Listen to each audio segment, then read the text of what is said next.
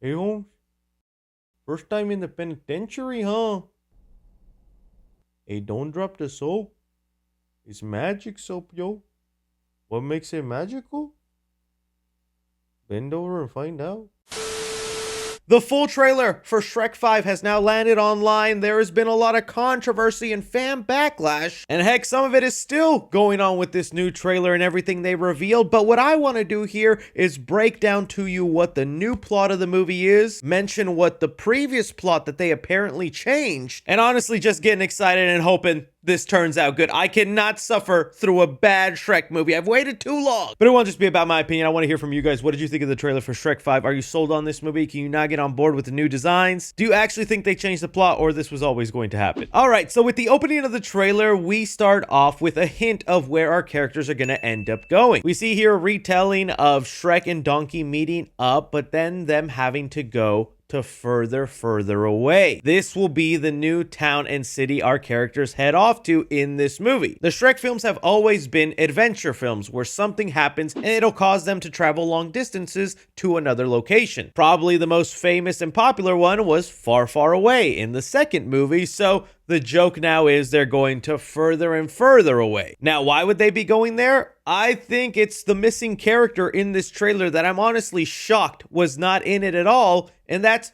Zendaya's Felicia. Yeah, like she's in the trailer a little bit. You get to see her on a witch's broom, riding past a big clock tower, above a sea with Ariel and her friends. This is maybe where we can take in some of the stuff we've heard about the previous plot and inject it here. You guys might have seen this floating around. This is coming from My Time to Shine Hello, who has actually been responsible for a lot of huge Shrek leaks. Reminder, they were the ones that told us Zendaya was cast in this movie, and because of them leaking that, we got the trailer early, where the producers had to admit that that trailer was originally planned for December of that year, but because it leaked that Zendaya was part of the movie, they rushed to put it out there. And you can actually see the rush job when putting a side-by-side comparison with Shrek's design in that trailer and the final design here, where Shrek is a lot more detailed. Still the same design overall. A lot of people thought whenever they announced the delay of this movie that they were gonna Sonicify and change the designs, and no, Donkey is still on Ozempic. I'm sorry to tell you. But the latest leak he let us know was the original plan for the movie, and maybe that was the reason it got delayed, because the word got out there and I myself hated the idea. Here it goes. It says,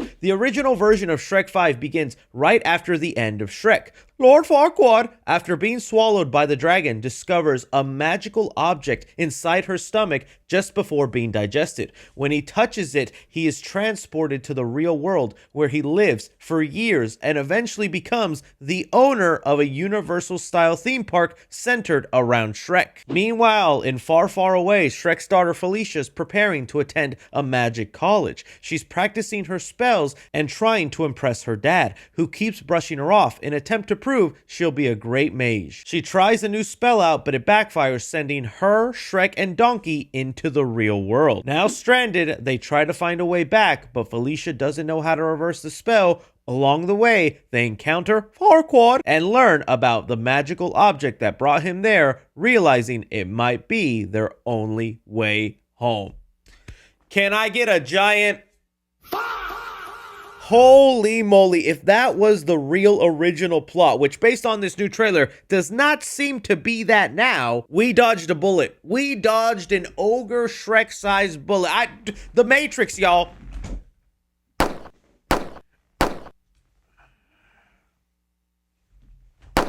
Having Shrek, Felicia, and Donkey explore the real world, even if it was still animated, but just imagining Shrek walking around like New York City and going to like a Universal-style theme park would have just felt like a giant commercial for their theme park. But if this plot was legit and the original idea, we can take a bit in it that they probably still kept for this movie, and that is Felicia going off to which college. In the few shots we get of Felicia heading off to this college, she is with a friend who is riding a witch's broom, someone else that would probably be attending this magic college. But it looks like Shrek and the family are not happy or are scared for Felicia heading off to magic college, or like something bad is going to happen there, because the entire family gets together and heads off over to further away to rescue her. And you know what? Okay, way better plot. I like this so much better. One, because again, I would have hated just seeing the real world animated and Shrek walking around and seeing a Tesla. No, thank you. But two, I was also bummed out that it looked like the two brothers, Fergus and Farkle, who will be voiced by Marcelo Hernandez and Skylar Gisondo. It felt like they were going to be sideline background characters that we cut away like once or twice in the movie. Same with Fiona. So now all the gang gets to go together and have a little family adventure. I think that's fun. I definitely want to know where Donkey's family is because he has kids. And if this is how grown Fergus and Farkle are, who appear to be gym bros, they're probably going to be a commentary on today's high school kids who are like obsessed with trying to get fit and look like people like Sam Sulek, because you see whey protein and what I'm assuming is whey ice cream on the coffee table. So they're going to have bigger muscles than brains. But I'm curious on Donkey's kids, all grown, and his wife, where they are, because we do get photos of them in Shrek's house. This lovely portrait of Donkey, Dragon, and the babies. I need to see them grown up and what they look like, and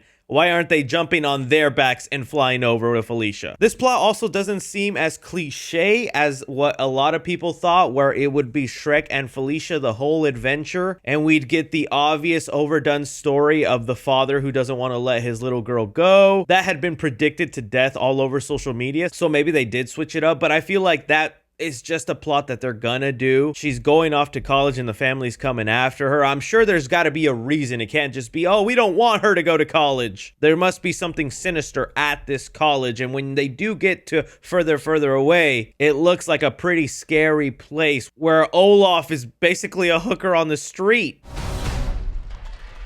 Wanna date a snowman?